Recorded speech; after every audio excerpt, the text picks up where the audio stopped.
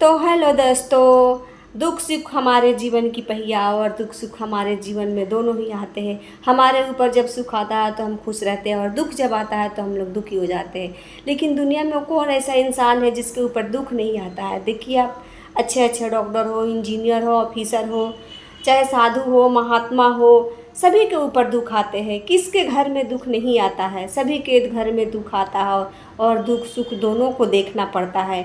हमारे इस दुनिया में हम लोग आते हैं यही दुख सुख देखने के लिए। हमारे भगवान इस दुनिया में हम लोग को भेजते हैं ताकि हम लोग दुख भी देखें, सुख भी देखें।